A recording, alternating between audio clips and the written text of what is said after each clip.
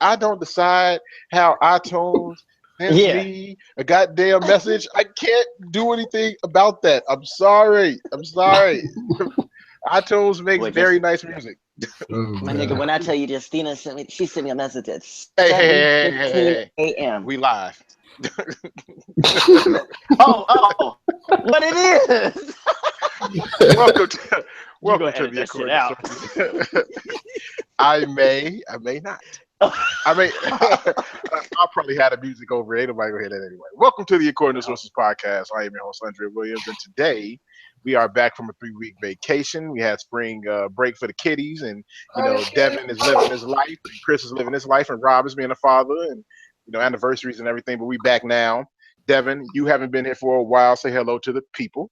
What's good, people? Long time no hear and no see. Chris, say hello to the people. What's going on, people? Okay. Since we got that out the way, I think Rob is going to jump in later on, and Boris from the According to Sources Facebook page, he's going to jump on a little bit later too, Oh, cool. as we're going along. But right now, we're just going to jump right into it. Chris, since you created the rubric that we plan on following, what's the first topic? I have no idea what it is, and I'm not looking. All right, the first topic for the conversation is the Bulls' struggles and Rose and Ben Gordon getting standing ovations at the UC the other day. Hey man, I love seeing Derek out there, man. I loved it. It wasn't even weird for me to see him because I mean, to me, that's where he should be. He should actually be on the court playing in the Bulls uniform as opposed to Isaiah Cannon or Michael Carter Williams or Jerry Grant. Say you with your chest, man. I hate all three of them. But it was really cool seeing him, man. It was really cool seeing Ben Gordon too. Shit, can we get Ben Gordon out there? Can he play? Can we sign him? I Can we don't sign think Ben so. Gordon? We can't sign him. Damn. He'd be better than the guys we got going out there, though. Y'all think, right? Better than Jerry and Grant, that's for sure. Man, Jerry and Grant is really bad. I'm not watching the Bulls game. I'm just following them on Twitter. But from what I've seen, on Twitter, and the box scores that I've been looking at, Jerry and Grant is hardly an NBA player at this point, and I'm surprised. His brother's upstaging him right now. Man, he's playing well over there for OKC. Yeah. He may not be a great shooter, but if you give him a corner three, he's going to hit a corner three here or there. He's going to, do some good things defensively, grab some rebounds, run the court, dunk. Like, none of those things from our Grant. None of those. But I like seeing him out there. What you think? What you think about Derek and Ben being out there, Chris? Like I agree with the same sentiments you were talking about just a little bit earlier. I still think D-Rose should be in the Bulls uniform. I don't think he should be starting, but I still think he should be on the team. Chicago is his city. He was drafted by the team, and there's history there. I mean, when was the last time the Bulls were as competitive when Thibodeau and Rose were leading the charge? Think about it. It's been a minute. Bulls haven't been very good as of late. I would have loved for the camera to cut on Gar Forman and John Paxson's face as D-Rose got a standing ovation.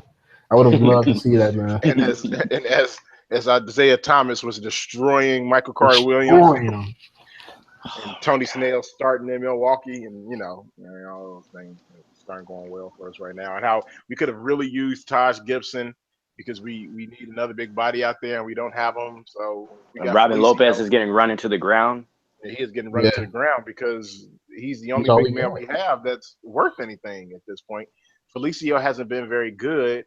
And I think Hoiberg has lost a little bit of faith in him, so he doesn't want to play him. So it's like is Lopez, 34, 35 minutes a game, and that's okay. But he's a pretty big dude. At some point, that's going to become a problem for him. Playing all those goddamn minutes. Can we call a spade a spade? Because I'm pretty sure Hoiberg has lost faith in Hoiberg. I think so. I really do. I think that he's just completely just like not abandoned ship per se, but I think he's accepted what's going on. Like, this is who they stuck me with. I can't make the best of this. So you know what? Fuck it. I'm just gonna do what I want to do until it's a wrap. Because he's already lost faith. I was reading the other day. He said he lost faith in not lost. I don't think that was what he said. I'm paraphrasing. He didn't want to play. Who did he didn't want to play Denzel Denzel because of his defense, and that was it. Nothing else. Mm-hmm. But what else better can you get? All of these, I mean, even Horford, who was not performing well at all, he even got in on the parade the other day. So, I mean, I don't know. Even with all the knee surgeries and everything that D Rose has happened to him, I still think him and Rondo sharing point guard responsibilities, they wouldn't be the series wouldn't be tied 2-2 right now. We'd probably be up 3-1 at least. If Rondo didn't get hurt, the series wouldn't be tied 2-2 right now. It's only tied up 2-2 because Rondo is really, really, really good. And coming into the playoffs, he became a completely different player than the guy that we saw for the majority of the regular season. That's all it is. Mm-hmm. But I don't, if we're going to say the things about Hoiberg that we just said, I think we also have to kind of say he outcoached them the first two games. That was primarily that was a good reason why a big reason why the Bulls won the games they won is because he outcoached them, and now he's being outcoached and he doesn't have the players to combat what's going on out here, and it sucks because they had absolutely no answer for Rondo, none whatsoever, none. And it sucks because I don't think they were going to get an answer. No, they weren't. Whenever Rondo scores a triple double or near triple double in the playoffs, he's back to that same old Rondo. And I would have just think about how many times we were trashing Rondo on the podcast earlier. God, I know I was. And now we talk about who's the best player on the Bulls. What kind of season is this, man? Seriously, what kind of season is this? The Bulls are the most enigmatic basketball team in the NBA. Like they literally are the sport version of being bipolar. I've never seen a team like this ever. Well, except last year's OKC team because they were pretty weird. Yeah. But this is odd, like really odd to me. Like how they can just go up and down and up and down. And I feel for Jimmy's. I can't say that because I don't really like Jimmy. Yeah, but I feel for his. Don't even lie. Say you feel for Jimmy. Get the hell out of here. It sucks because for him, I feel like this is gonna be just like how it was with Rose, in a sense of him playing this much, this hard, and them getting this many minutes out of him. I think it's gonna damage him in the future, whether he's a Bull or whether he's somewhere else. Because do you want him to be somewhere else? Oh, I was all my heart. So you'd rather the Bulls trade him, ass on that end. Rebuild around him? They could trade him. They could cut him. I don't really give a damn. I just want him gone. But it would be nice if they traded him and we got something back in return. That would be hot. But at the same time, I don't really see that happening anymore because I feel like these GMs are going to see the same thing that he's just run into the ground, and it's going to take a certain system for him to play well in that isn't where they're not exhausting all efforts just from him. You know what I'm saying? Like I don't even know what team I could possibly see that Jimmy could get traded to anymore because Boston, I feel like Danny Ainge just dropped the ball on that big time. And I don't think he's going to revisit it. I think they might still revisit that. I think watching what happened in those first two games, they realize they're going to need a secondary ball handler that isn't a 5'9" point guard. I don't know who the hell their secondary ball handler is, to be honest with you. Your favorite player, Marcus Smart. God, I cannot so stand Marcus Smart. I can't stand that dude. I can't stand his black ass. Really bad. I haven't liked him all season, and I've only seen clips of what he's doing, and because I'm not watching the Bulls, but I've only seen clips of it in the playoffs, and I'm not exactly sure who the hell he thinks he is. You know what I'm saying? Like, I've seen a lot of him taking jump shots, and the Bulls are just like, cool. Like, yes, Yeah, all right. another Marcus Smart jump shot, another one, great. And he just keeps taking them. He just keeps taking them. Nobody's telling him to stop either. Like, who's this? Just missed a wide open three for the Rockets, just straight airballed. Oh my god, that's what Marcus Smart would do. Airball an open three. But Marcus Smart swear up and down he he played and act like he an elite player. That's what baffles me. Like, bro, you might have the most awkward he reminds me of Ron Artest the way he plays. He's just so awkward, like just big for no reason. He's a big ass point guard. He's big for absolutely no reason, and he's not good on offense. Like, nothing he does offensively is good. He's a good defender. I'll give him that much. He's a damn good defender. But I don't see him being a really great basketball player. And Celtics people love him. Like, anybody who's a Celtics fan is like, he's awesome. And then I like all of the analytics guys. He's so great. I love Marcus Smart. And I'm like, why?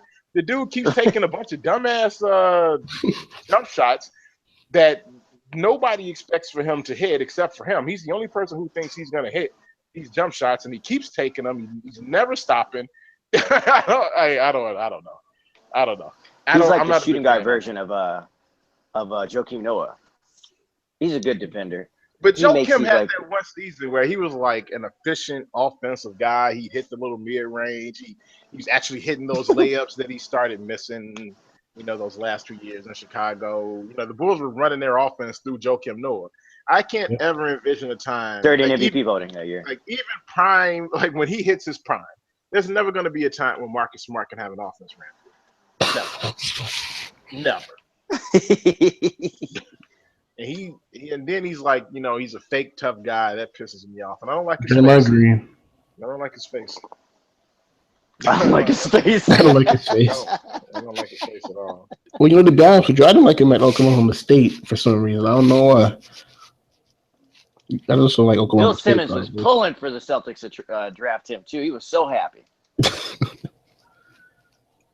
Pulling for him hard too. He got what he wanted. I don't know if I like him at all. He's a big reason why, I looked at box scores and, I checked some video of the first two games. He was a big reason why the Bulls won those games too, because he wouldn't stop shooting. He never stopped shooting. He just kept taking one dumbass shot after another. And it led to the Bulls breaking out and getting wide open shots because if Rondo gets that rebound, which through the first two games, Rondo was second in rebounding on the Bulls, averaging, I think it was 8.5 rebounds a game. And the only person that had more rebounds was Robin Lopez. So if Rondo gets that rebound, he's gone.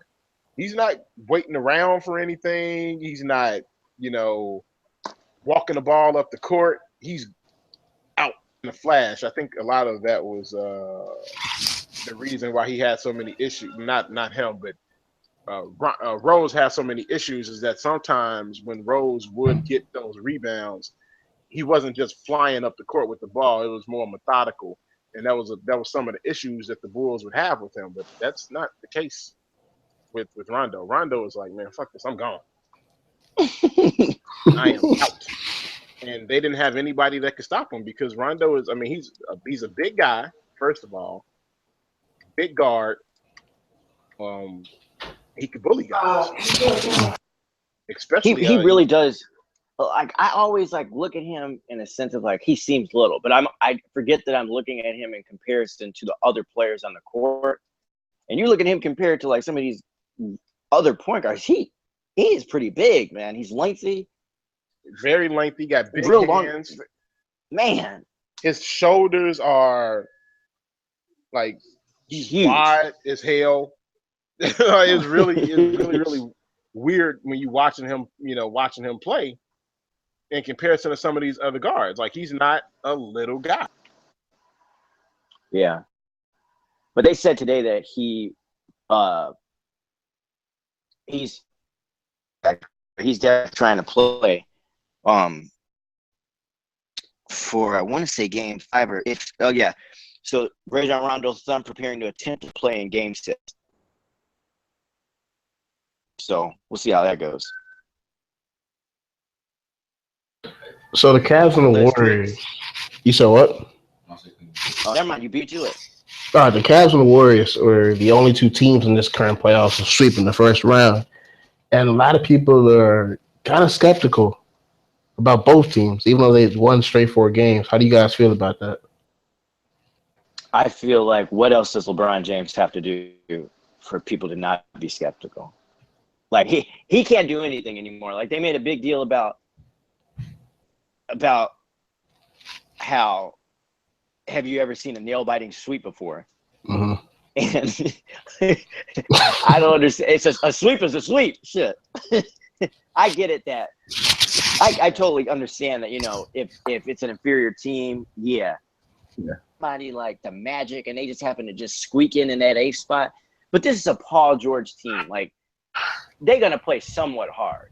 They always do play LeBron. Like it's not like what's the last thing y'all heard me say?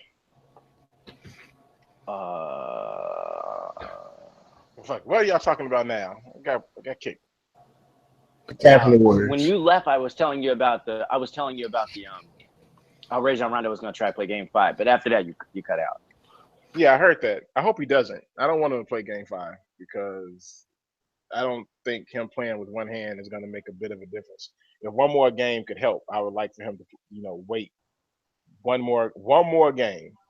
Wait one more game and then see if we can get this to 7. If not, then it's over and it really doesn't matter at that point, right? I mean, maybe they could pull a rabbit out the hat and make something work. Shit. No, what were you saying about the Cavs? I can't remember what you said. What were you saying?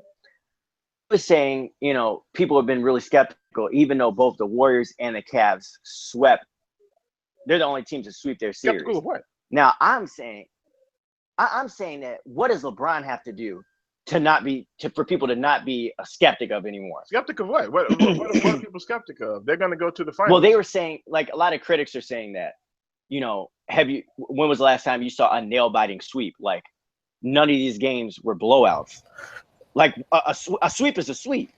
What? I didn't know they have to win by a certain amount. I mean, I guess they got to still have some type of criticism. Yeah, not criticism. And that's what I'm saying. Like, Paul George's team, they always play LeBron teams close. And that team is actually pretty good. It wasn't like it wasn't like too much into it. I'm just saying, basing off of what critics have been saying about it.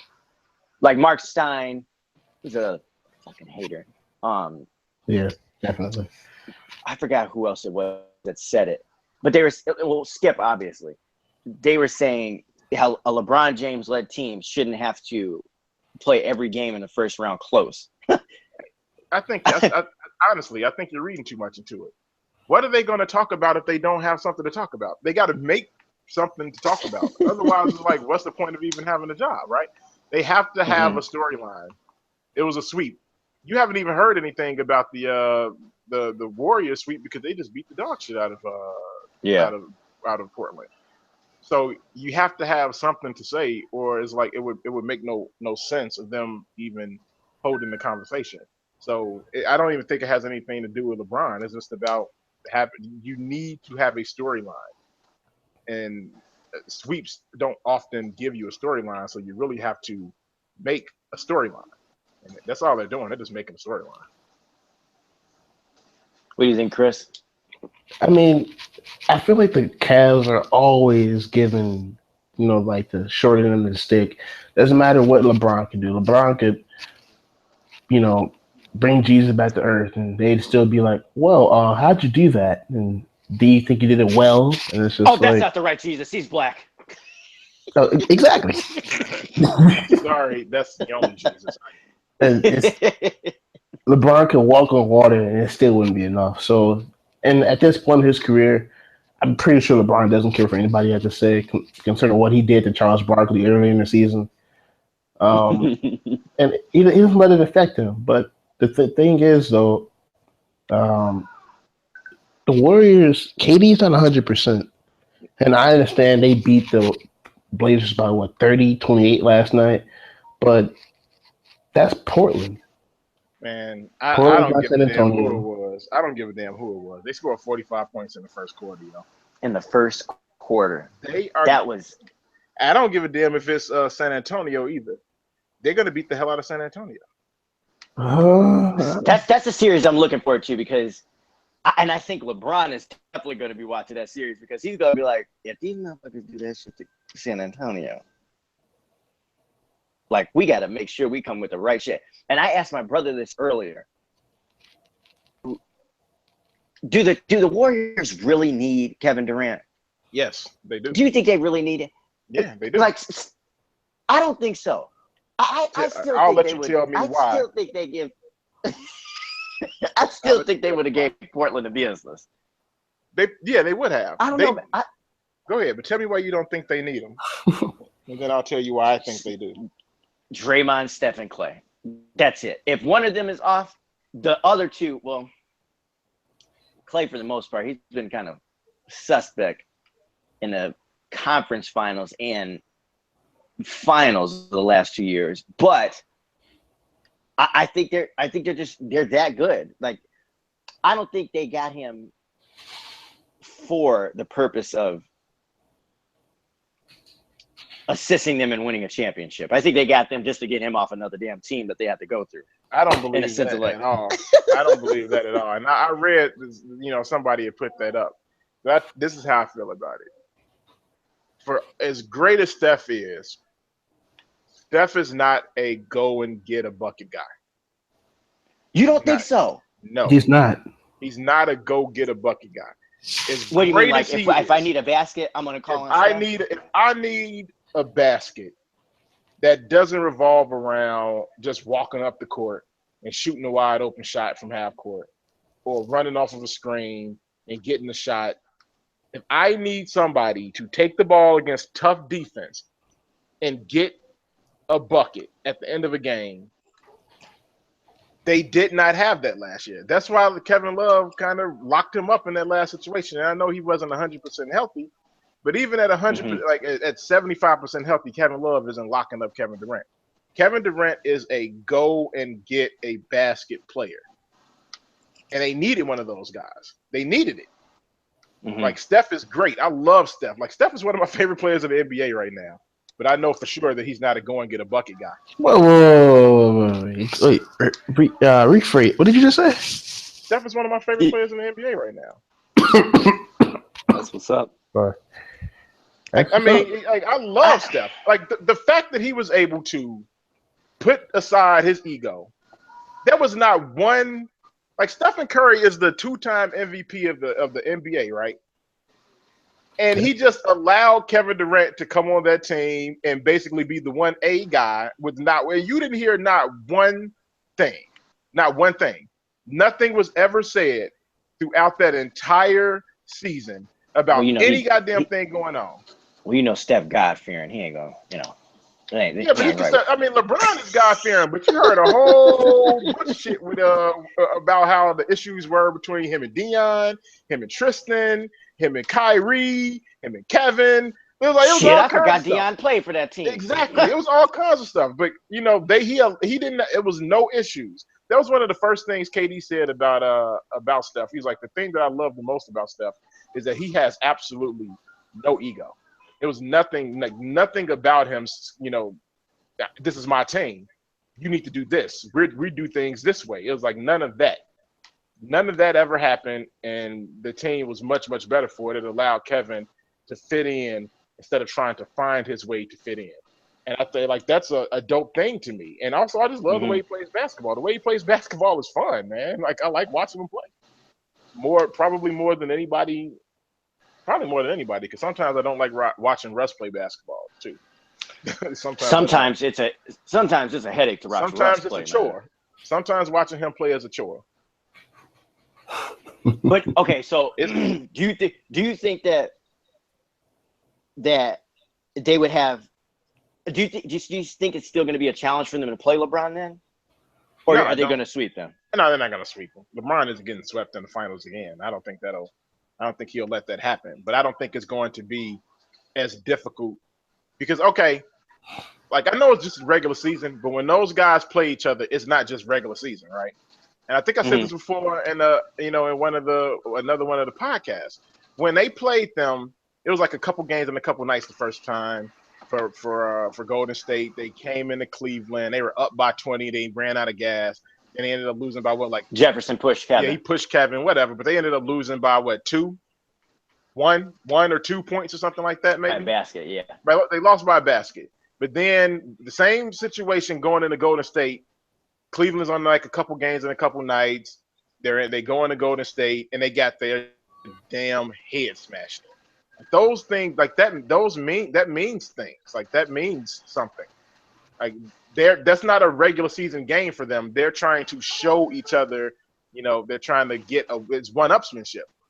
And they beat the dog shit out of Cleveland in that game. Like it wasn't competitive and it wasn't close. And it wasn't close for a reason, because Golden State, I think, is a better team.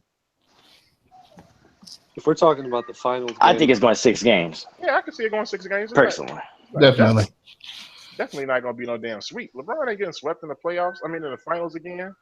Think about it. It's been 10 years since LeBron swept in the finals. So either he's going to sweep somebody or he's going to get swept, It's bound to happen. No, I can't see him getting swept. LeBron is. If the Warriors get swept, Kevin Durant coming to the Cubs. You bet your bottom dollar. It's not a chance in hell that the Warriors are getting swept by the Cleveland Cavaliers. You can book that. This is not happening. We also said Rajon Rondo was the worst player on the Bulls and he should retire. But he was the worst player on the Bulls. And then all of a sudden he wasn't. Trash. But it coincided with Dwayne Wade not being on the Chicago Bulls for a while. So when Dwayne Wade wasn't out there, it allowed Rondo to do the things that he's good at, handle the ball. You had an extra shooter out there, so you had Nico actually being able to do the things well. Which trash, man. I don't know what he does well. I don't know what he does well. Nothing. Oh shit! Is that Boris? What's up? I was like, who the fuck is that?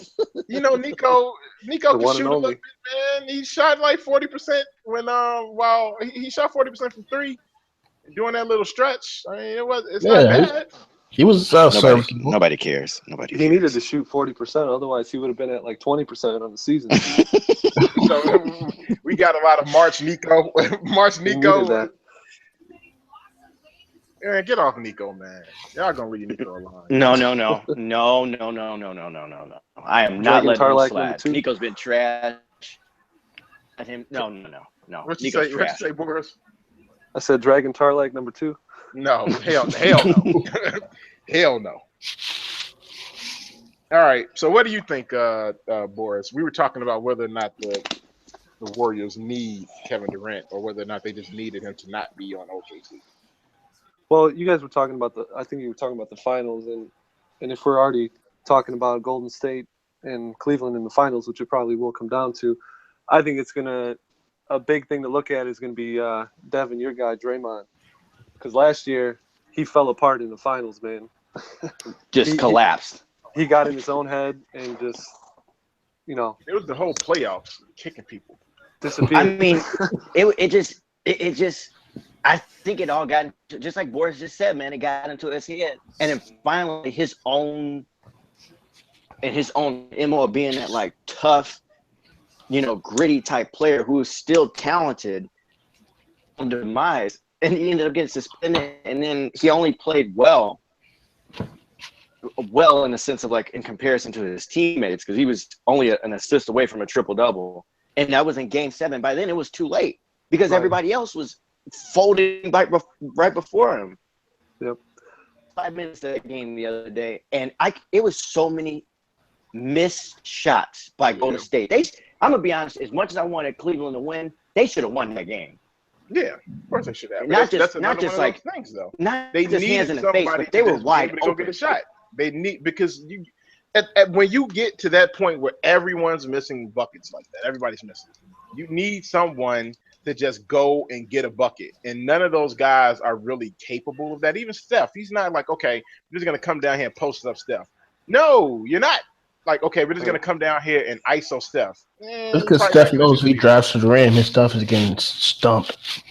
He's not doing that either. But you can ISO Kevin Durant. You can post up Kevin Durant. You can do a lot of things with Kevin Durant to get yourself an open bucket. And that's not, or not even just for him. Like sometimes getting the open bucket out of offense is better than, brushing down the court and the team is scrambling and then you get that three. When it comes from open offense, it tends to get guys in rhythm or it comes off of, something planned. A lot of what they were doing just wasn't planned, and it was just them just doing shit. And that's why a lot of those shots were missed because it wasn't rhythm. It wasn't rhythm offense. It was just, shit for the sake of doing it. That's not good. You know what I love to think about sometimes? How good the Warriors were without Kevin Durant the last 2 years, and how much of a focal point he is whether they win a championship or not this year. Because without Kevin Durant, they don't win anything this year. I don't think they don't. They don't. See, I disagree with that. I totally disagree with that. I feel like they don't have the depth. They still perform. They don't have the depth to win a championship now. Sean Livingston, for some reason, is not the same player. They don't have the bench at all. Their bench is suspect now. They had Festus Ezeli. They had that one tall dude from Europe that's always ankles are already broken from the Bucks, whatever his name is. Andrew Bogut. Like from their bench. Andrew Bogut, yeah. I am a huge fan of JaVale McGee. I love JaVale. You not see him play last night? I love JaVale. He is great for what they need him to do. Trip on himself in the own free throw line? Come on, man! Are you crazy? Have you been watching this Portland series? All that boy can catch anything and dunk it. Yep, they throw that damn ball to the moon. He's coming down with oop. He is going to catch it. He's going to dunk the oop. It's going to be a monstrous oop. He's been doing it all series, and then on top of that, he plays good defense at the rim. He's moving his feet. He does a bunch of good stuff, and people just like one of the things that's really good about JaVale, or really good about them picking him up. Like, okay, JaVale is shacking a fool, but like he's shacking a fool on garbage ass teams. Like, you put me on a good basketball team, and I'm not gonna shack the fool. But if you put me on the Golden State Warriors, I may be bad, but I'm not gonna be awful. You know what I'm saying? Like, because they're good at hiding the things that you aren't good at and accentuating the things that you are. He's good at rim runs. He's good at pick and rolls. He's good at rebounding, and that's all they ask of him for 10 or 15 minutes, and he does it very, very well. He's been good, man. You know what I was wondering too is all season they really haven't gone to him or been using him like they are now, and I was wondering why. But maybe they were just saving some stuff for the playoffs because the way they're using him right now is really the best way to use him. And the thing that a lot of people don't get about JaVale is he's a really, really smart guy. Really intelligent player. Yeah, he does dumb stuff, but that kind of stuff just happens sometimes. Some guys are just prone to it. So, but he's athletic. He's long. He's real intelligent. They just throw the ball up there to him, and he's gonna dunk it through the floor from the rafters. that tip dunk that he caught in that one game was so asinine. It's no reason that he was able to do that. And those are the things, like you'll get those types of things from JaVale like once a game. Once a game, JaVale is going to do something that you're like, wow, it's no way in hell he should have been able to do that. He might try to score on the other team's basket. Who knows? He might. But I've rarely seen him do anything stupid while in that Golden State uniform. I haven't seen it. I've just seen him. Who do you think that's a credit to, though? Do you think that's a credit just for the people that he's playing around, or do you think that's a credit to Steve Kerr? I think it's a credit to the people he's playing around, Steve Kerr, himself, everybody. It's everybody because he could still be doing stupid shit. He just doesn't. You know what I'm saying? He's playing within himself now. He knows what they're asking him to do, and then he just goes out there and he just does it. Hey Boris, I don't know if you were listening to our one of our last podcasts like a couple of weeks ago or about a month. Guarantee you, Boris, listen. But all right, so Boris, you remember when Dre went on this 10-minute rant about Shaq and his unfairness towards JaVale McGee? Yeah, because it is unfair. Which is super homoerotic if you ask me, but go ahead. I'm not. You had the same theory? Yeah, definitely, man. I think he was, picking on him for whatever reason. Like Devin said, it was a little weird why he's waking up at 5 in the morning and tweeting about him. I have no idea. It's so fucking weird, man. So he's 7'2", waking up, tweeting a grown man at 5 in the morning. That's the one part of that whole situation I don't get. Yeah. And the worst part of it all, didn't Shaq's mom tell him he had to stop, or did JaVale's mom tell him to he stop? said Shaq's mother told him to leave that grown ass man alone. Yeah. But a source of mine, who shall remain nameless until we get off the air, he told me that he's extremely close to JaVale.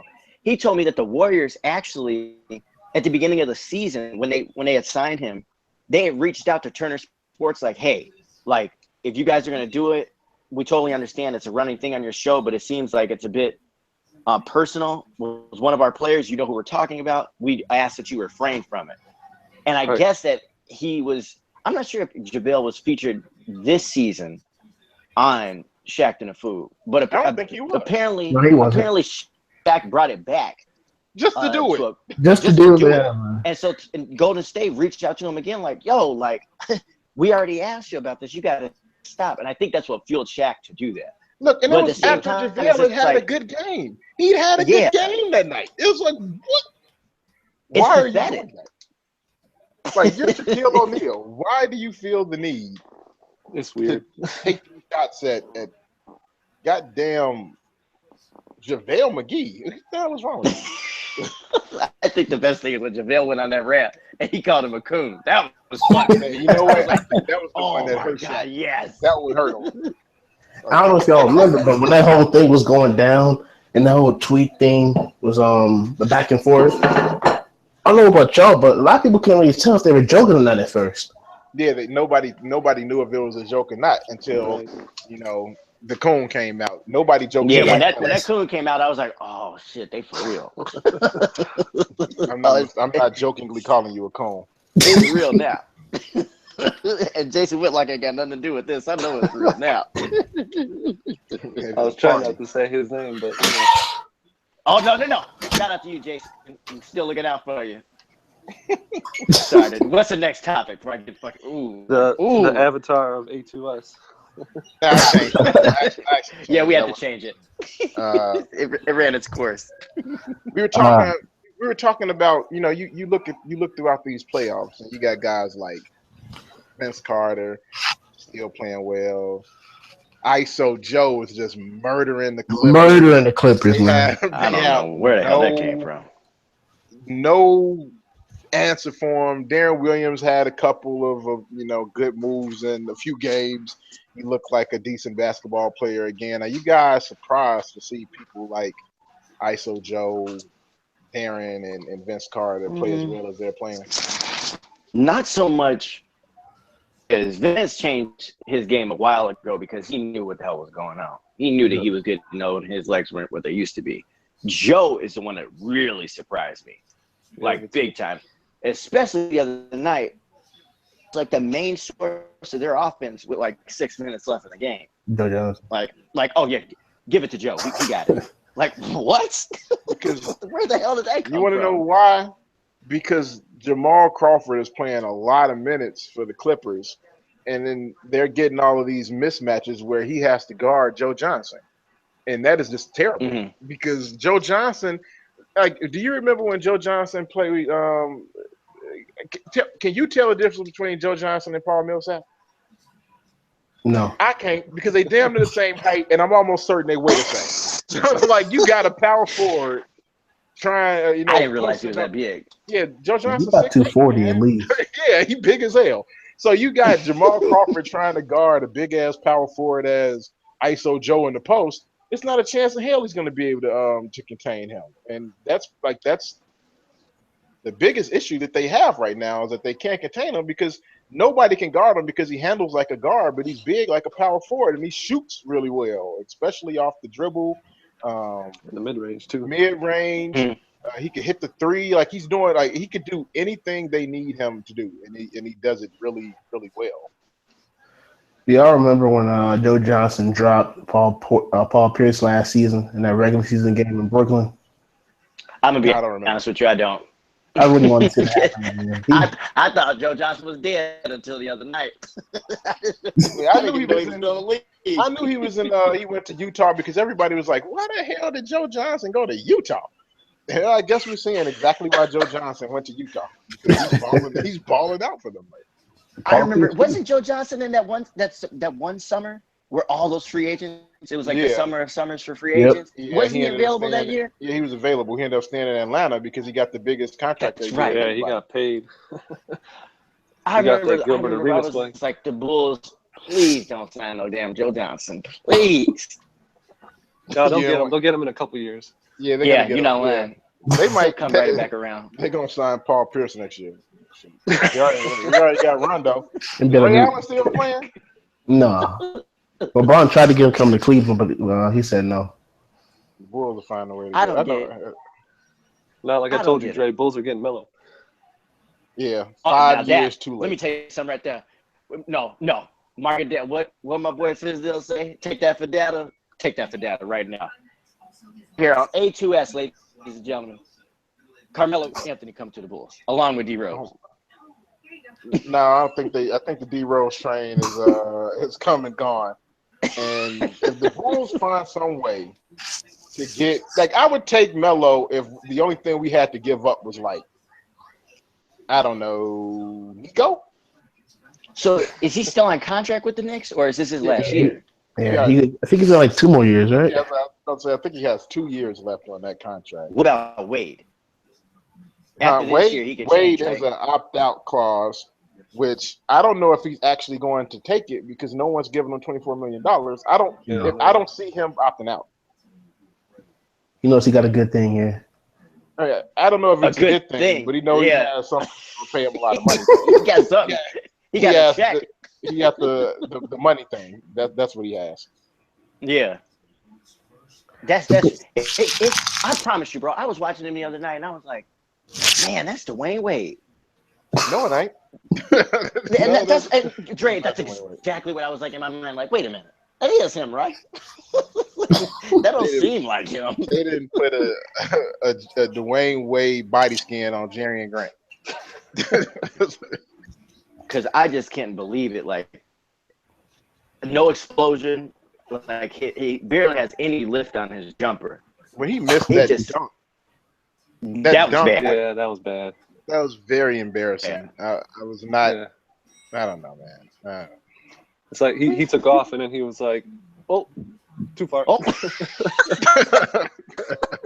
He definitely took out from outside the outside the paint. I'm like, oh man, I'm like, Dwayne, wait, you about to boom this shit? Damn it! He was waiting for those playoff hops to kick in. Rim was like, "Oh, what is you doing, baby?" Because playoff Dwayne Wade is supposed to be a thing, but he's trying to redeem himself from getting blocked by Taj Gibson a couple years ago. That was so funny. I don't know. Best block I've ever seen. What the hell are we talking about? Weren't we talking about the old guys playing well? Joe Johnson. What about D. Will? He had a couple moments in the Indiana series where he was doing things. He looked like an NBA player again. Yeah, who, like, out of all these old guys, like, who is most surprising to us? I think we're gonna find out that Darren Williams his ankles are gonna fall off at some point because of how well he played. It's only a matter of time before them paper mache ankles disintegrate. He's gonna dip his feet into LeBron's Lazarus pit. the HGH pool. Yeah. But just the feet, though. Just to cover the ankles. Because when you dip yourself in the HGH pool, you gain 20 pounds. What is Lake Tonka? No, that's a Dwight Howard food right there. Hey, just for accuracy, JaVale McGee was on Shaqtin' a Fool about 4 times this season. For what? There we go. For what? I just watched the whole thing from all season. He was on it about 4 times. I feel like he was just picking it just to pick it. I don't think he did. I just watched them, man. There was a couple of bad ones, dog. One was a little egregious. It might not have been because like he like knocked somebody over, kind of an accident. But there was a couple of other ones that was. But he picked one night where he brought it up where JaVale had like a double, and he was just like he brought up Shaq to the fool with JaVale. Yeah, I get that. I'm just talking about y'all said that he wasn't on there just for accuracy purposes.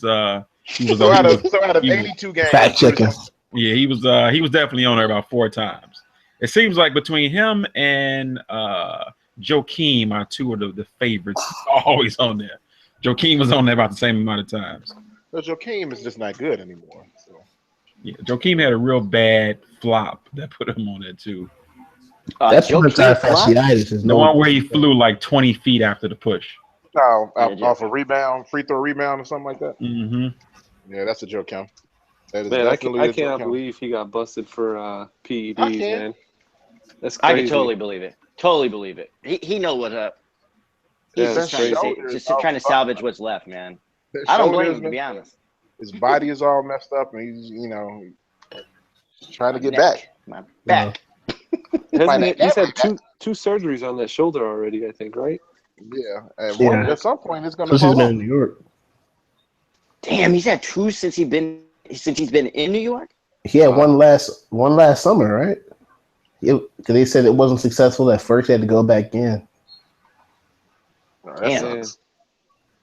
Yeah, his career is over. I mean, his career is about as over. The curse of Thibodeau, boy, he is just running everybody into the ground. He ran past tense. It's already happened. Yes. Careers are over. Karl-Anthony Towns still got time. That dude is really, really good. What did he average? 25 and 12 this season at 20 years old. Van Gundy say that he's just like Kevin Love, how he was up there, because he's with a bunch of guys that aren't as talented as him. His stats are inflated.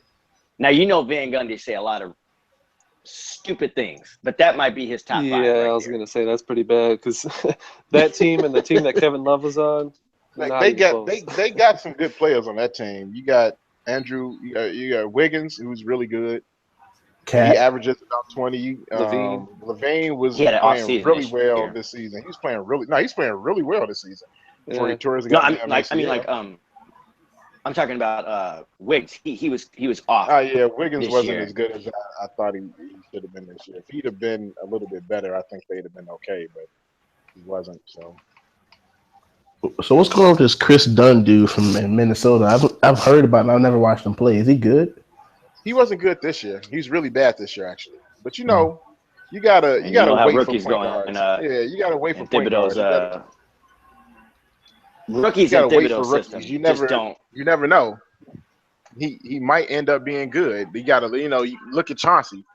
People were calling Chauncey a bust when he came into the league because that first year he just wasn't any good, and then he figured it out. Who was he with Boston? Chauncey. I think didn't he get drafted by the Nuggets? I thought he got drafted by the Nuggets. Then it was Boston. My bad. It was Boston. He went to Colorado. Yeah, he went to Colorado. That's what it was. What we got, Chris? So the Clippers are down. No, they're up by 2 right now to Utah, but the series is tied at 2. And a lot of people wouldn't have suspected this to happen, considering nobody really watches Utah. Even though Utah's had a really great season, I think they've had 51 wins. And Rudy Gobert's back, so the Clippers are not going to be able to defend that. Who y'all got to win the rest of that series? Utah, just because it's the Doc Rivers way. Since he's been in LA. It sucks for them because Blake Griffin is again out for the playoffs. They can't get a healthy team in a series. And apparently DJ can't learn any post moves in the offseason. If my brother said this the other night, and I said, I'm definitely going to bring this up on the podcast. If DeAndre Jordan had a post game, top 5 player in the NBA, a post game if he could do anything but dunk. That's what I'm saying. If he could score from the post, just back to the basket, turnaround hooks, and not make it look awkward like Blake and Dwight Howard, could he be good? A top 5 player? Because his defense is absolutely like unmatched. He's an excellent defender, but I feel like that nigga might be the weakest link on the offense sometimes, even though Aminu. His inability to hit free throws, I think, is his biggest, the biggest problem with him. Yeah, he has to be able to hit. Huh? I said he can't shoot. Yeah, he can't shoot at all. But then you have teams like the hacker DeAndre is a real thing. Like it's not a fake thing. It's real. Mm-hmm. Like people will just do that to slow them down. Blake used to be like that too. It used to be the situation where Blake couldn't hit free throws, and then Blake started hitting free throws. He stopped that. He stopped missing all of his free throws, and then you can't foul both of them. You know what I'm saying? Mm-hmm. I don't know why DeAndre, for whatever reason, he just couldn't. He just won't. He just doesn't. I don't know what the hell it is, but I agree with Devin. I think Utah might go ahead and win this because they're a tough team, man. I just don't trust. I don't trust the Clippers. I don't trust them at all. I don't know. It's one of these things. There's no reason to trust them either. It's one of those things with them. And I know everybody loves Chris Paul. I'm serious. They've given you no reason to trust them. I mean, just being honest. I start now. Yeah, they're just so janky. What'd you say, Boris? No, I was just saying I agree. I think Utah's going to win the series, and then they're going to get swept by the Warriors. Yeah, the Warriors are going to absolutely destroy them. The Warriors are going to destroy the Clippers or whoever. It doesn't matter whichever one of them plays next. They're not going to win. Yeah. They're going to get the hell beat out of them. How many games what's the series going to go to when they play San Antonio? Who? The Warriors. Oh, that's going to be a good series, I think. Yeah, 6 or 7. Did the Spurs win? Nah. They lost? Oh, tonight. Oh, I thought you were saying would they beat Golden State? Oh. No, they're winning right now. 4 minutes left. Pulling for Kawhi. If Kawhi beat Golden State, it is no more question. Boy is a superstar. He's going to be. They'll be calling him the GOAT. Oh yeah, absolutely. We love throwing that around. That's oh my god, dude! Everybody's the GOAT. I think Melo is the GOAT. Have you guys seen his side chick? What? First of all, yeah. Delicious. Pregnant. She needs to stop lying. That's what I was trying to say. Is whether he likes it or not, he's going to be coming to Chicago. But there's a lot of people out there apparently that are saying they might be the father of this child. I'm happy. It might not. He might not be the father. I think a whole bunch of Melo fans are like, hey, I was up for that too. I think Melo's baby. He came out here and said, "She's married, but I'm not." I thought that was one of the coldest things I've ever heard. I can't believe he said that, man. Imagine a female in a bar, like what they comeback is to that. Because when they be coming hard, real quick. I know a female must have been like, motherfucker, if you don't go somewhere with that shit. Like, we all know your business. Yeah, she married and he not. She just gonna have to deal with it. Melo is absolutely hilarious. That boy is something else to say some shit like that, man. So he's not gonna be in New York next year. Like we know that. He's not in New York. Where's he gonna be? Who has the first pick in the draft? No, I mean that's going to Boston probably. So I don't think they're gonna want Melo. Is it possible that he can go to OKC? Interesting. Do they have the pieces to make a trade for Melo? Considering how bad Phil's been doing lately, it's possible. Yeah. Because I was about to say, there's no way he's going to pull a number 1 pick out of somebody. No, not for Melo. Melo is 33, 200. Well, how was Melo? He about 38. 32. Oh, okay. 32. He moves. Sometimes he moves like about 200. But then you have those games, where it's like, man, Melo is unstoppable out there. But it's because he's hitting those shots that he shouldn't be taking. You know what I'm saying? Like, he only has those really, really great games when he's hitting those shots that he has absolutely no business taking. And he hits them, and, it's not like he misses them, a lot. But he takes a lot of bad shots. That's what I'm saying. He takes a lot of them. And when he's hitting those shots, Melo looks great. And when he doesn't, he makes you wonder why he is the way he is. Like, why is he not better? Well, he's not better because he doesn't know anything about efficiency and what shots he should be taking and the shots that he shouldn't be taking. Melo's is out there balling, but when it's going in, it looks great. I would like to see him in OKC with Russ, where he doesn't have to be. Man, that'd be some damn mess. Y'all know who I got going to OKC? Who? Paul George. I'm gonna say that silly ass shit. Paul George going to LA. George. It would, I you know would what? love It Paul. would have to be somebody like that to go to OKC. Somebody they need. I mean, to be honest, at this point, I don't know if Paul George is that guy. They need another alpha type to play with Russ. They need somebody that's going to tell Russ, "No, dog, take your ass down court. I'll meet you down there." You know the thing that was so annoying. I'll meet you down there. I'm going to the other end. I'll meet you down there, fam. I go. Because you know what's crazy? A lot of people say this shit that KD was holding Russ back, and I don't subscribe to that nonsense. Hell no. Whatsoever. Man, Dre out here with the subs, knowing I said that a couple days ago. He needs somebody that's No, going I thought you retweeted that. You said that shit? No. Yeah, I did. No way, Chris. You want to know why he didn't hold him back?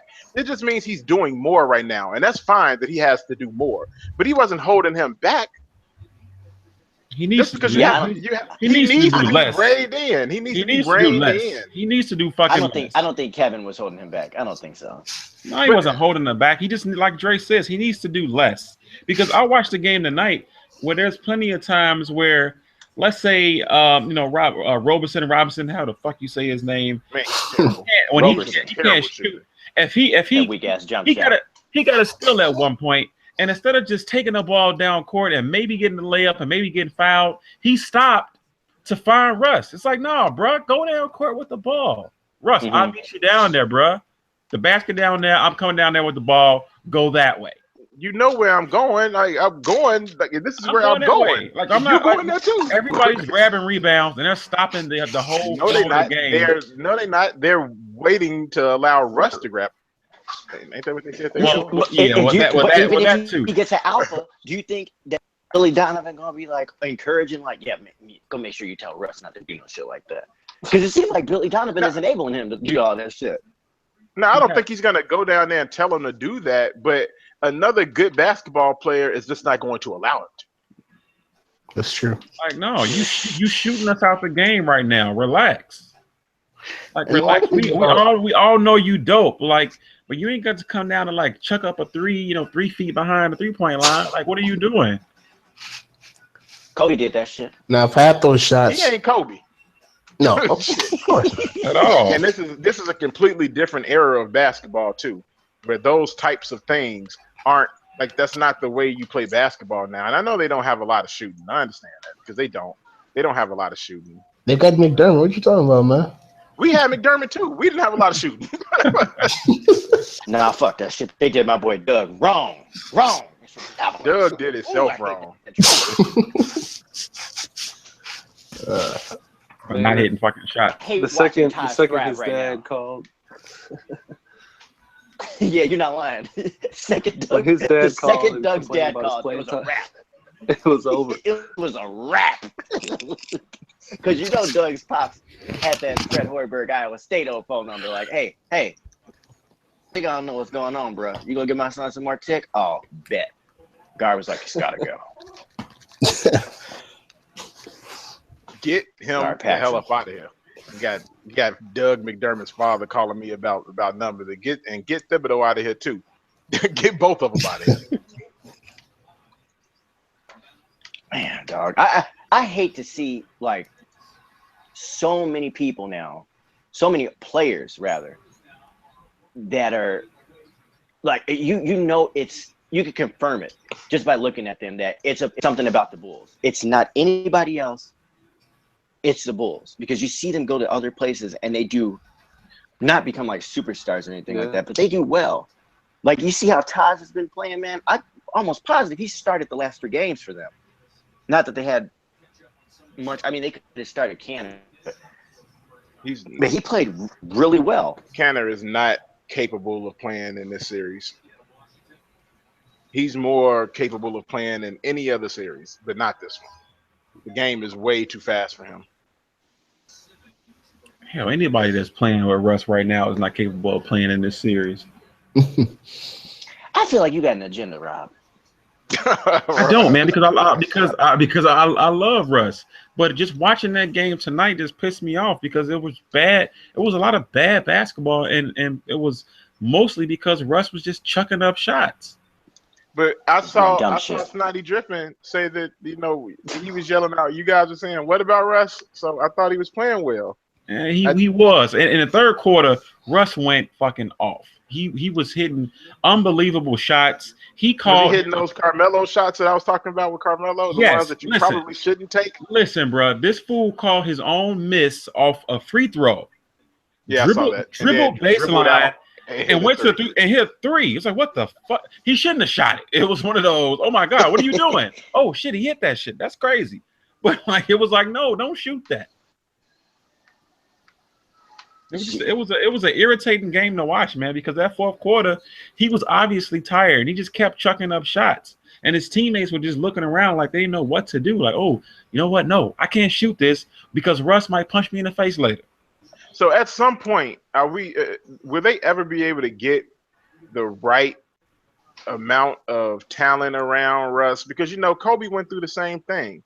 It's gonna have to be like a guy, like we were saying, like some other superstar. It can't be them bringing in some rookie or some young cat.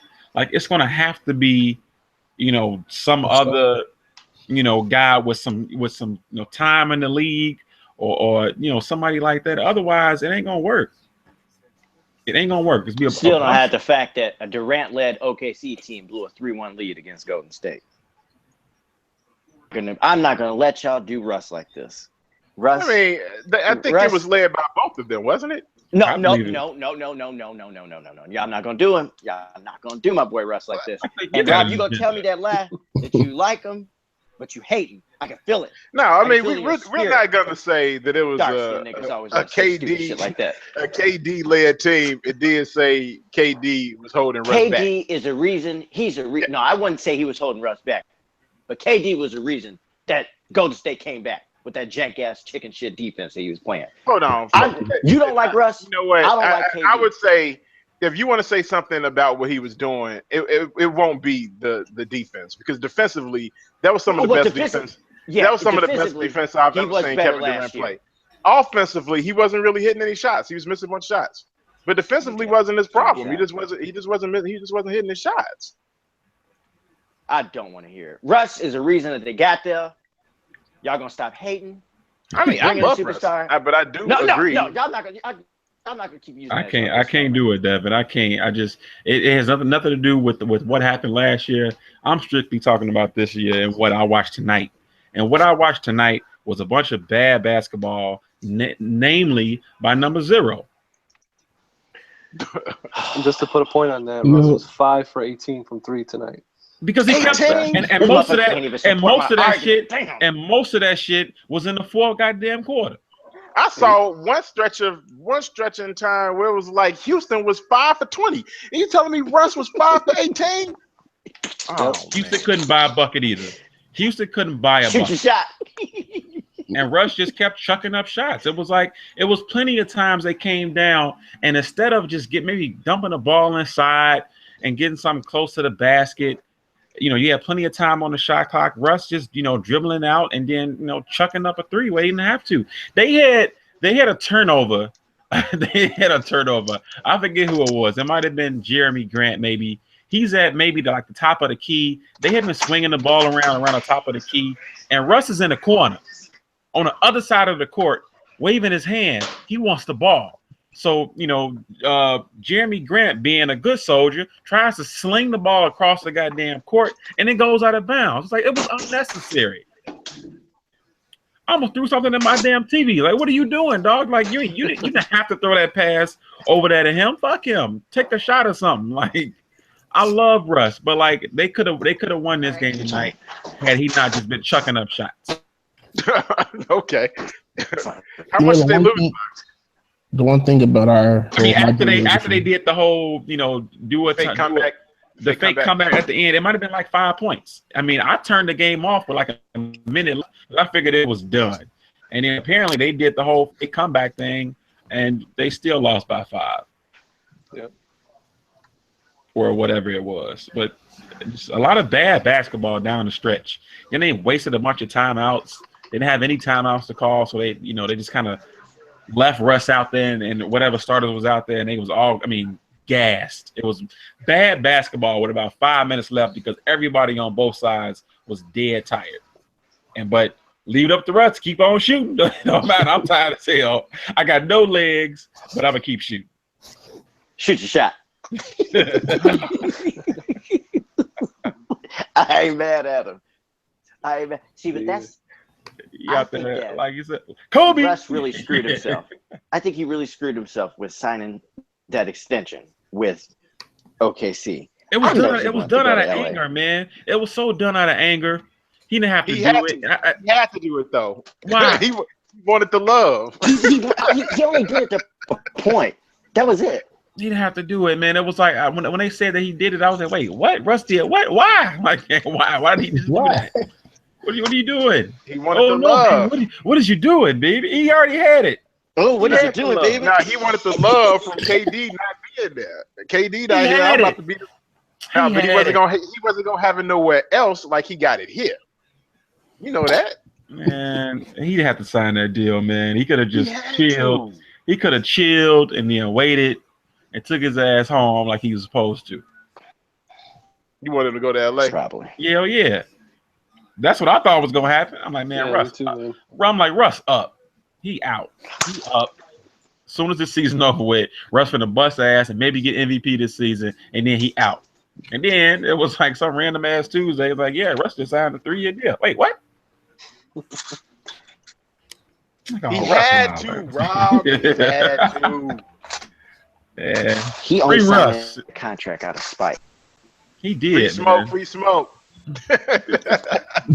He was trying to get his love affair with OKC, yo. Give a man a break. Let him get some love in OKC. He can continue to take these first round exits with Dougie McBuckets on his bench. How about that? Because Dougie McBuckets is not getting on the floor. You best believe that. He ain't got no business on the NBA team. Like I was telling somebody, I was like, man, maybe it's just like we just need to come to the realization that he's just not any good. He might not be good, man. Like, you know what's crazy? Just watching those, was it last offseason or whenever it was, those pictures or videos or whatever with him on the beach with like Jimmy, like running in the sands and like work on his quickness. I'm like, all right, look, check it out. Doug might be a better defender next year. Look at him working in the sand with Jimmy. He gonna be able to defend now. Bullshit. He can't defend. He can't shoot. He can't do nothing. Not a damn thing. Nope. He just couldn't play basketball. He can't play basketball. And then, like I was just telling Devin, I'm not a Russ hater at all. But like watching these Houston people, after whatever game that was where Russ basically shot them out of another game in the fourth. They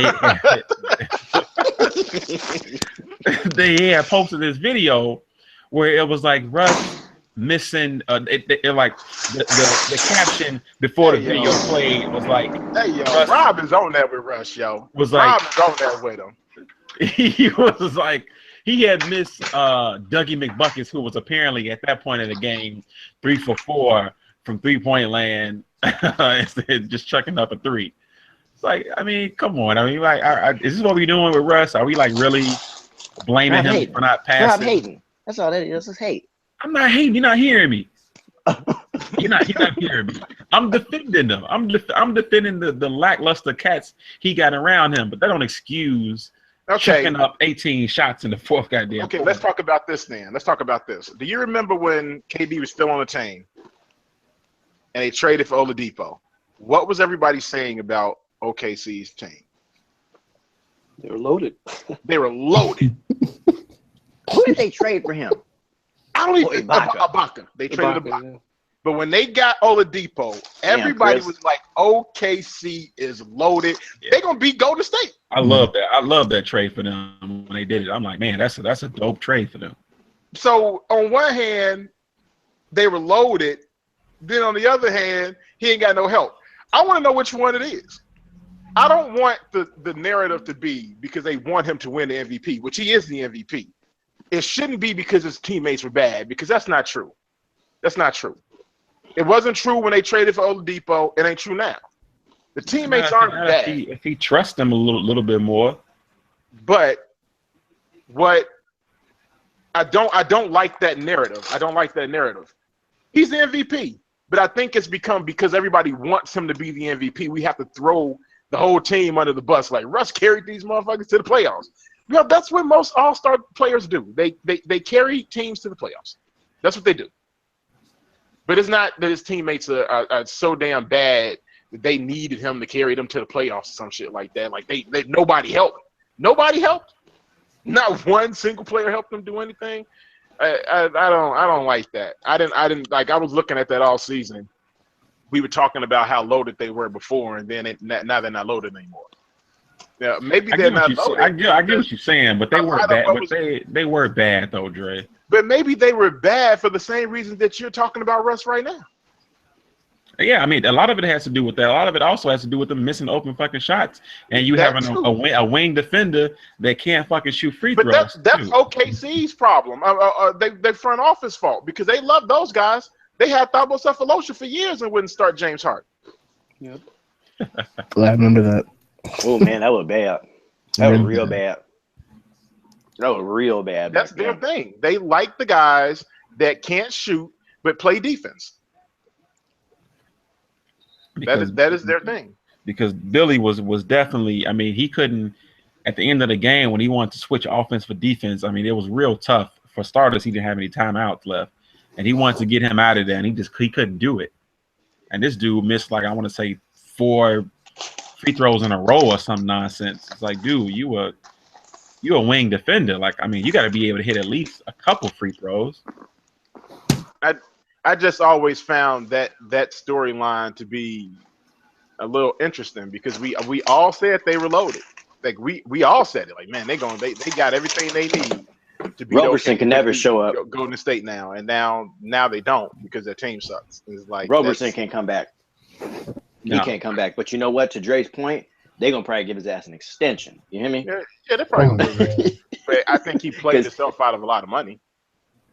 He you can't come in my offense and say you want more money. Kind of like Nico. Nico done played himself out of a shit ton of money in these playoffs. Oh my god, Nico's so fucking trash, man.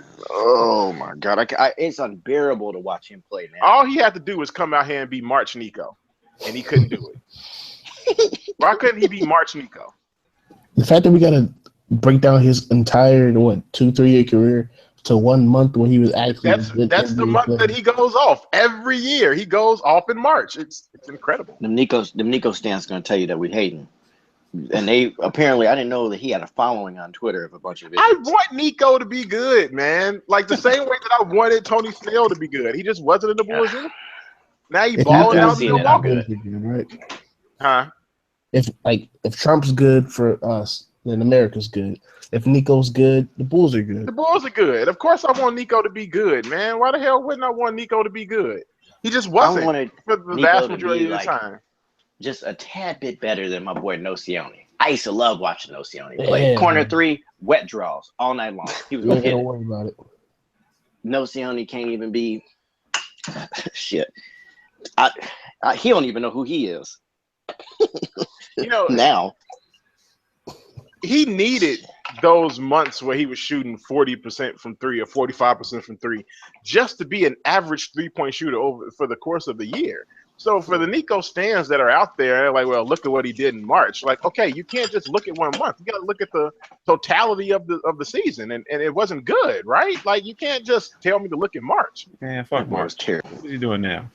Man, I mean, he is not very good right now. He's not doing a goddamn thing right now, and we need him to be good. We need him to be good, and he's just not, man. He's just not. God. You need Dwayne Wade to be good too, and neither is he. Dwayne Wade isn't good either, though, Rob. We know this. Dwayne Wade ain't good right now. He's not going to be good anytime soon. He's not going to be good anytime soon. Dre, didn't you say that Nico's just a matter of time before he's on the Spurs? Yep. When he's going to be oh my 45% from that's the three. The gospel right there. 45% from three.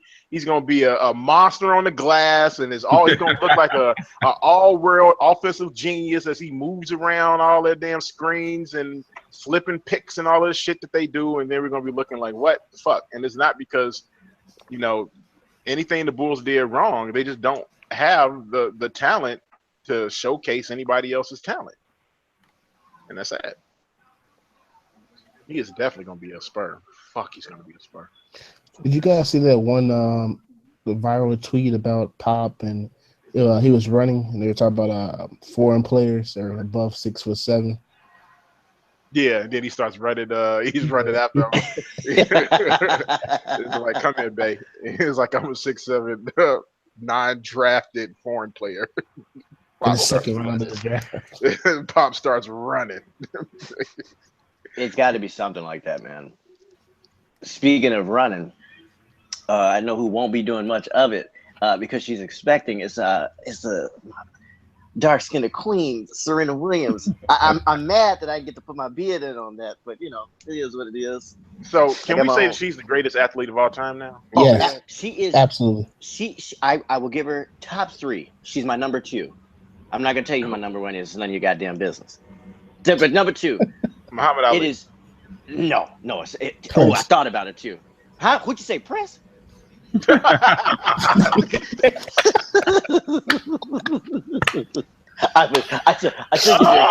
such a good fucking answer, dog. Oh my god. If Prince put his man to the boy, he could play any sport he wanted to. That's what they said. That's what they said. Anyways, Serena. So if I got this correct, she was 3 weeks or 4 weeks pregnant when she won the Australian Open. Yep. It's a wrap, bro. It's a wrap. Ain't nobody touching no girl. Like I said, I'm just upset that I didn't get a chance to put my bid in. I'm very, very. I think I would have brought a lot to the table. She apparently likes light-skinned brothers. Devin, see, and that's another point of mine. I wanted to make a good point. Does like them light-skinned dudes. Drake messed this up. It was all Drake's fault. See, she started losing and shit. She was like, after that, I'm done. I'm done with these brothers. That's it. It's a wrap. It's straight white. It's another reason why I can't stand his whole ass. He messed it up for all of us. All of us. All of us. Man, Devin over here doing math like that Zach Galifianakis meme. 4 weeks pregnant. I'm telling you, if I could have put my bid in, I'm not intimidating. I'd have been at all the matches. Every time you keep saying this, I'm thinking you saying put my beard in. And I'm like, what the fuck kind of podcast does Devin think this is? What the hell are you talking about? What the hell are you talking about? Like, yo, what are we doing, Devin? Neck deep.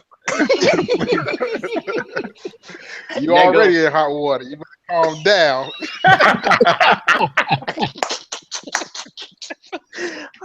What a time to be alive. You better calm it down. Hey, I say she's the greatest athlete of all time, yo. She was pregnant with child and out there throwing out 150-mile-per-hour serves. Hey. I don't know anybody else that could do it. She got a picture of that little guy holding her up too. That could have been me. Yeah, I peeped that. That's a whole lot of ham. That's a whole lot of ham you carrying, buddy. Ain't he some millionaire or something? Billionaire. Billionaire. That She ain't went nothing. the Janet route, huh? She Oh, went the Janet route when it got can her we a talk billion. about Janet? Can We we gotta talk talk about about that, Janet? too. Can we talk about Janet? How Please. ruthless that shit was. Ooh, scandalous. She gave him a whole month after the 5 years and said, "Yeah, I this is over, tried. cuz." I tried. I was gonna try, but since I got this out, I'm gonna go ahead and use it.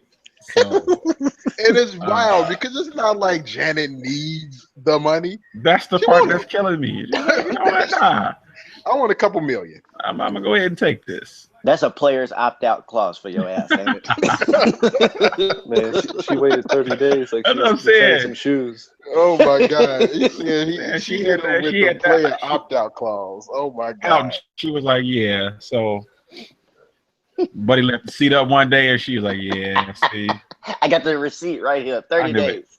I knew it. I'm out. Boy, I bet life must have been hell up in there. You know how she didn't want to be there. She probably in there talking all kinds of shit. She probably told them, "I'm a divorce the child." Just wait. And you know how our women get once they done, they don't even argue anymore. So they just, all right. She's just like, all right, okay, you'll see. What was that? Nothing. Oh, I know all about it. One more month. One more month.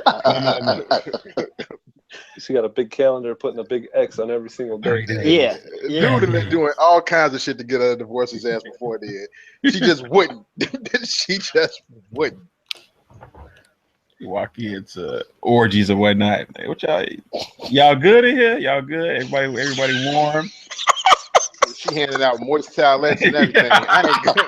I'm not going anywhere, sir. Matter of fact, move over. My TV show is all right now. Y'all go ahead. They're watching Happy Days and shit. This fool went to the free throw line 17 times. Jesus Christ. Who, Harden? Harden, man. Of course he did. He does such a good job of keeping his hands in your body. Yeah. And it just forces you to reach. Like, God damn it, I don't want to reach. Look at this shit. But do you think that's good basketball though? No, I don't. I don't enjoy watching it, but I understand the purpose. And the refs actually called it on him once tonight when he went up and just put his body all into somebody. He just kind of flailed his arms up, and they called it an offensive foul. And they could have called it 3 or 4 more times, and they decided not to. It's like, all right, yeah, stop letting him do this shit, man. This shit is not fun basketball. They got the high pick and roll. He comes over the damn pick, and then he drives to the basket, and he puts his, like Dre said, he puts his hands close to his body, and then you're just kind of there, and then he goes up with the ball, and it's a foul. It's like he's doing shit all then when he's driving to the hole, he extends his arms. Yeah, he extends his arms on so purpose. It's like you drawn into trying to steal the ball. It's like his arms are right there. Like I can steal it. I know I can steal it, but you can't steal it. You can't steal it. It's a foul every goddamn time.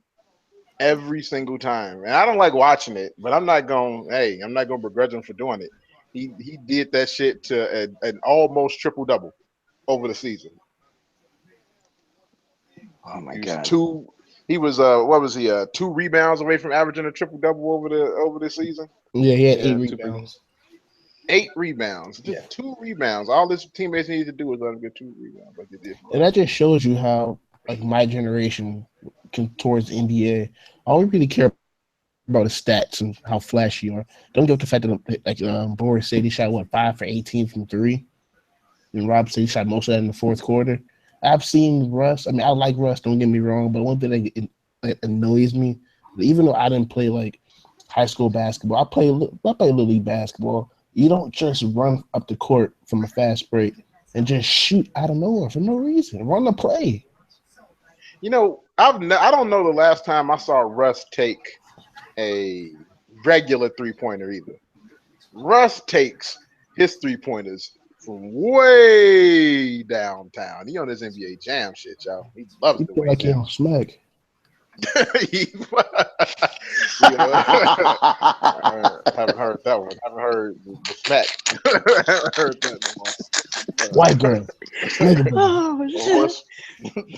He's on all there, huh? Yeah, I haven't heard that one no more. We losing them. We losing them, but we getting them back at the same time. We losing all the fans, but they're getting them right back at the same time. Shit. Oh God, yo, you're hilarious. That is on smack. Rob, what are the Cubs gonna do this year? Because now my boy Jay Hay, he is in it to win it now. Everybody that was talking. Jay Hay swinging that. He's swinging that bat, man. And people were so ready to like basically get rid of the guy after one season. It was like, oh my God, we're paying too much money for him. He's not worth it, and all of that. Just because he plays great defense, he's not worth it. It's like, I guess, man, this dude single-handedly saved a couple games last year. Just off his defense alone. Like, his bat is gonna come around. Like, you don't just like fall completely off the map. Off your career numbers. If you haven't, a bad year, a down year, it happens to everybody. Like, he's gonna get back to his usual numbers this year, I think, which is what he's doing now. He's never been a power guy, which is crazy to me because that dude is huge. I have no idea why he's not like a 30 home run a year guy, but he's not. Maybe that changes this year. The way he's hitting them now, maybe that shit changes. Yeah. I'm more concerned with their bullpen than anything else. They're struggling. Like they have real bad. They have nights where certain guys look good, then they have nights where they look pretty bad. So I don't know. I'm not worried about their bats. They signed Uhara, man. I have no idea why they signed him, man. That guy's been terrible. Yeah, I don't. I mean, say that again, Boris. Who? Koji Uhara from Boston. Yeah. Oh, he sucks. He's been bad. I think they're gonna end up making a deal. They see what we see. They're gonna make a deal before before the trade deadline, and they're gonna bring some cats in here. They got plenty of guys to ship out of here. Yeah. In their farm system, that they can make a decent enough trade. Because they don't want to lose this window they got. They got too many players where they want to, capitalize on the young talent they got. So they're going to make a deal and bring some cats in because they can't keep going on with this bullpen the way it is. And it's not like it's even like terrible. It's just not what it was last year, which is, hard to live up to considering Travis Wood was like playing. He would come in just about every damn game, I think. Yeah. And pitch like 2 innings, but he's gone. So they need another guy to come in that can do the same thing he was doing last year. But they're gonna be all right. Once the weather turns in Wrigley, it gets a little warm. I mean, Chris Bryant's bat hasn't even warmed up yet. So they scored 10 runs last night without most of their big hitters even warming up yet. So would you give Arrieta a contract after this season? No. He voted for Trump. No. There goes the large. I do it just like my friends list on Facebook when I had one. Delete them. Yeah, he got stuff for his little moves, man, and not want to go to the White House and all of that. You a chump, man. Get out of here. Oh, get the hell out of here! I didn't know that. Where the hell have I been? Nah, he didn't go, man. It was like the day of or the day before. Yeah.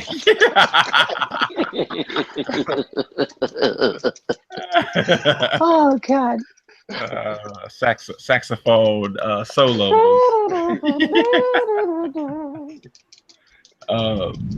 Yeah, man. The day of when they were supposed to go, he announced that he wasn't going. There was some. I think he pulled a Tom Brady, some family thing. He said. His mom has cancer. Legit? Is that like legit or is that just no legit? Okay. Oh, that ain't why he didn't go. She's had cancer for a couple of months, so that ain't why he didn't go. Of course it's not. Somebody just didn't want to go because a real president was in office. There goes another 20. No. They're gonna come. They definitely gonna come. Trump, man. I ain't got time for that. Your inbox is about to blow up. Y'all can go. If y'all don't like it, y'all can go. We're losing them all. Take his ass with y'all. You don't need y'all viewership. Thank you. Y'all can leave. Y'all can Please. exit the stage left, and take. Sorry, we ain't on take Bravo, y'all media. president with y'all. So I actually want to talk about this before we got up out of here because this has been a good show, but I think it's time to wrap it up a little bit. So Colin Kaepernick Oh shit. is still not. He hasn't even gotten a call. Now, you look at the guys that have gotten calls. I heard some teams talking about Johnny Manziel. It's unreal, But man. Colin still hasn't gotten a call. Now, there are certain people that don't believe that this is race related. How is it not? What would it even be about if it's not? Some people believe it's What would it be about? Which I don't If that think. was get the fuck. He actually was bad last year, to be completely honest. But why would it be about his performance if the other cats that have gotten signed? Yeah, they're worse. Have gotten signed. Thank you. Mark Sanchez, for the love of God, got signed. Okay. So what are we talking about? Are we talking about performance of what? Now, it could just be that they don't want to have that type of publicity for their team or have that distraction for their team. But what distraction though? He's done. He's already said that he's done doing that. So what distraction are you going to get besides the hoopla that's going to come the first couple of days of camp? And then once everybody's tired of the story, which we know the way the news cycle works, people get tired of it. If he's not doing it anymore, we send the first game or the first exhibition game, we send 40 cameras to the game. He doesn't do it, and they go, wait a minute, we sent all these damn cameras to the game, and he stood up. He didn't cause a scene. He didn't talk about it. It's unnecessary now. The circus is gone. Okay. Apparently, to the GMs of the NFL, or a large amount of them, he is more hated. One. He's more hated than Ray Caruth. What do you guys think about that? I think that trash, man. I think that they're all trash. And I guarantee you the one owner who didn't feel that way was Mr. Rooney. Because he publicly came out and said, like, all I've heard about him with action, his actions that he's done off the field have been positive. So that's why I can't, like, when they say, like, well, we don't want the publicity that he brings, everything he's done has been positive. These fake patriots, as I like to call them, people who like, oh, I love my country and all this other bullshit. America are the same people who are too afraid to walk into a recruiting office, too afraid to do any type of action. And they're not doing what he did, so I don't understand what publicity is he bringing other than the positive one that he's had when he's been an activist off the field working with communities and like saving a village. And that's a bunch of trash, man, because you figure if let's say he had a better than average season last year, with the publicity that he bring, would that be that much of a hindrance to not sign him? Greg Hardy brought a bunch of publicity with him. Did that stop him from getting signed? There's been other players that are bringing a bunch of publicity with them. Was that stopping them from getting signed? Did it stop Tim Tebow from getting signed somewhere? No, it didn't stop. What I'm saying is murder, child abuse, domestic abuse, all of that is fair game. Mm-hmm. But unless you're on your last leg of the NFL. But because Pac-Man Jones still playing, man. That flag. He just told the police officer to suck his. We can't let that go. I mean, for the simple fact of not standing up for the damn national anthem, that's why he's bringing too much negative publicity. It's like get the fuck out of here, man. You know what I think has been missing from this conversation too is the fact that he was voted a team captain last year, and all of his teammates, not a single one has said anything bad about him. There's been multiple people that have said that he's a great teammate, he's a great leader. So the ones that are putting all this bad stuff about him, it's all coming from the top. You know, it's coming from the GMs, from the owners. His previous coaches, Chip Kelly's gone to bat for him. Harbaugh's gone to bat for him. He won an award. And that really came out of left field for me, Boris, when Chip Kelly said, because for a while, you know, a lot of people was calling Chip Kelly racist. Real questionable guy. Real questionable. Real questionable. Because LaShawn McCoy didn't hold back talking about how you felt about a lot Chip of people Kelly. think that was a calculated move from Chip Kelly because you know he wants to get back into college and he need them black guys to want to come play. You need them athletes. You need the athletes. You can't just have a bunch of tight ends and offensive linemen. I'm fucking hey. There's some athletic white guys too. I'm just talking shit. But you know, there goes another group. Yep. Yeah. Out of there. Oh, I like you guys all up until that. Yeah. I just say this to you guys. That's the thing that did it. That was the one. But you know what I mean. And why is Paul Pierce playing in an NBA basketball game in 2017? Because he's still got that burner from the 3-point line. That's why. Shoot that shot. No, he doesn't. Yeah. Shoot the shot. Jay, no, I don't know because they don't have anything else. They don't have any other options. Like I think Doc, the GM, has done Doc, the coach, a huge disservice. Absolutely.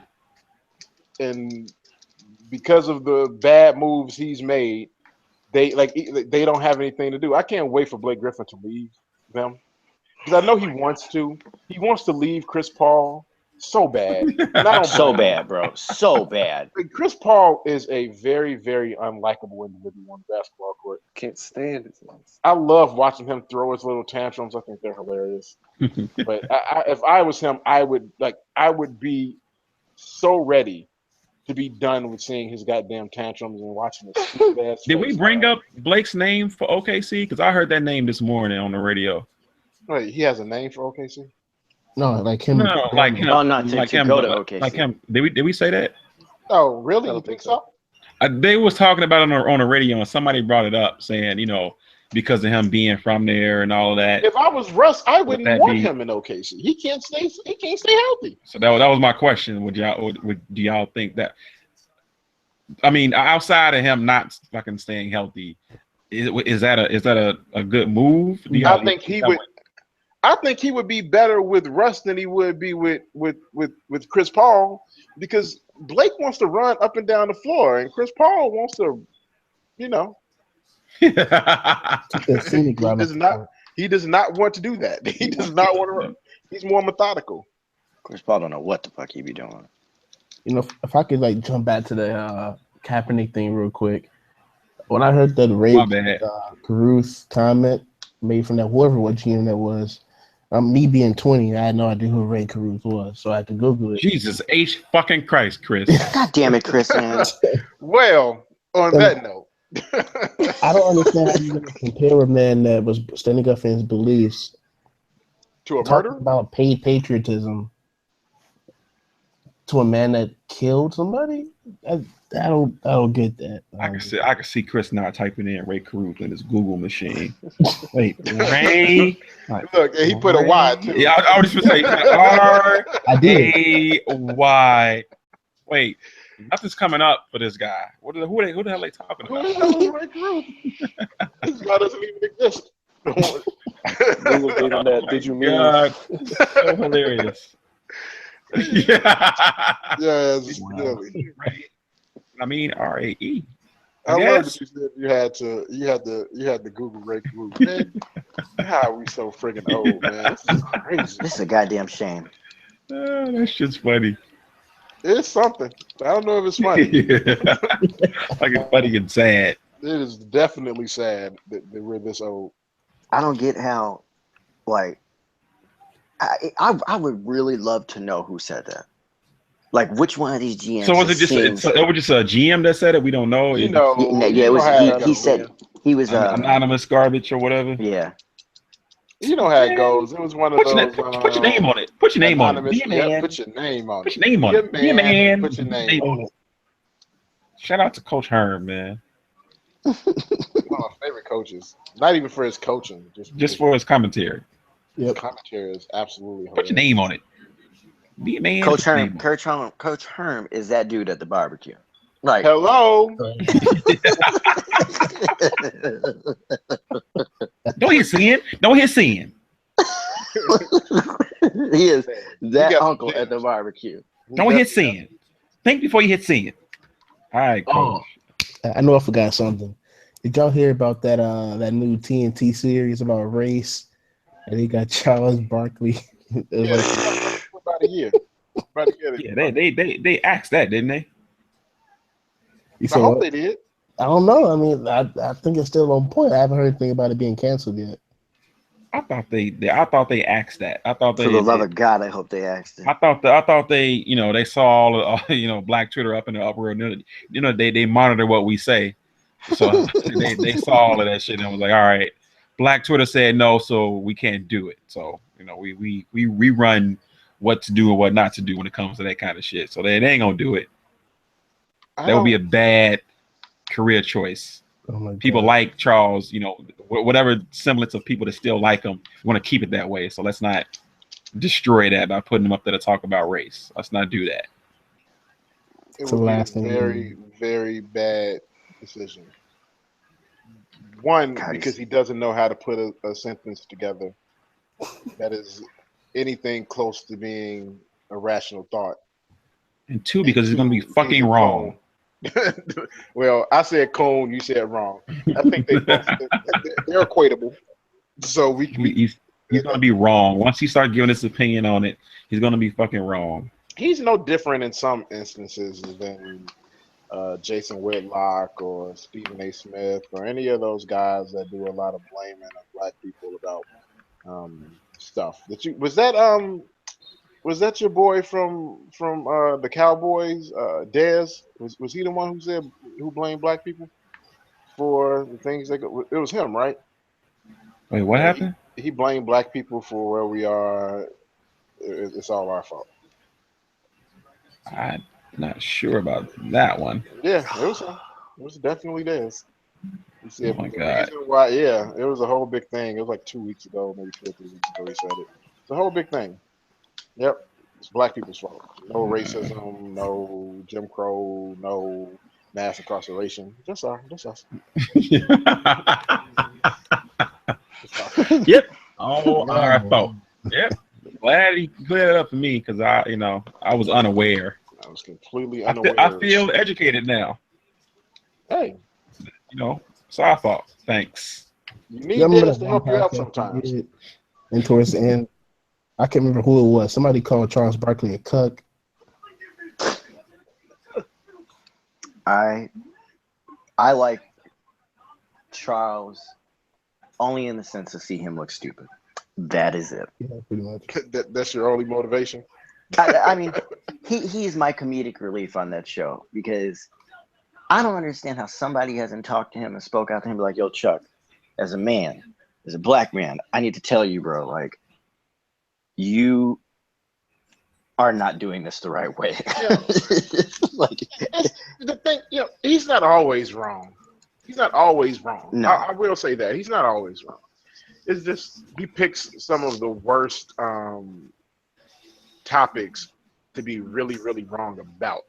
I think that's a huge issue with Charles. He puts his foot in his mouth a lot.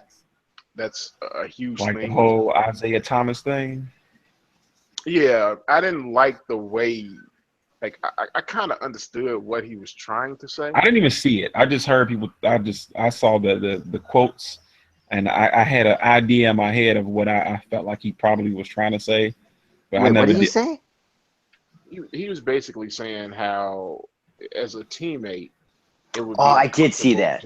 That's what I figured. That's what I figured he was saying, Dre. And all the quotes never said that. It just said that he felt uncomfortable. Well, and when I saw that, I thought in my head, I wonder if Chuck was probably trying to say, if I'm his teammate, I would be uncomfortable with him getting on the floor and wondering where he would be mentally to play this game. He definitely wasn't saying that, he was uncomfortable watching him then and there. I didn't know people made a big deal about that. That's what I figured. I thought that's what it was. I never did look into it to see the quote because I didn't like see it at the time. I just saw it. I just read it. Like I wonder if he was trying to say, as a teammate of his, I would be a little concerned of him getting out here and play this game. That was basically all he was trying to say. But once again, because Charles Barkley can't, put together a coherent thought, it didn't come off like that. And that's the huge problem with Charles Barkley. His thoughts aren't very coherent. And he does a lot of talking because he has a platform. You don't want a guy like that who can't put his thoughts together very well to be the one that's talking out about racial relations. Is not a very good idea. Disaster. Want to keep those to a minimum if you can. But this has been the According to Sources podcast. Thank you guys for joining us if you joined us. And you know where to find us, according to sources at gmail.com. If you have questions and just want to tell Devin you don't like him, that's why I'm coaching. Yeah. Send it directly to me, baby. I got some for that ass. If you want to tell Chris he's young as hell, that's always good too. But it's according to sources at gmail.com for the emails. According to sources is the website. A2 sources is the Facebook. According to sources, no. Yeah. According to sources is the Facebook. A2 sources is the Twitter. ETMF Podcast is the network. You know where to find us. So for Rob, Chris, Devin, Boris, I'm Dre. This was According to Sources. We out. Peace. Jason, you suck.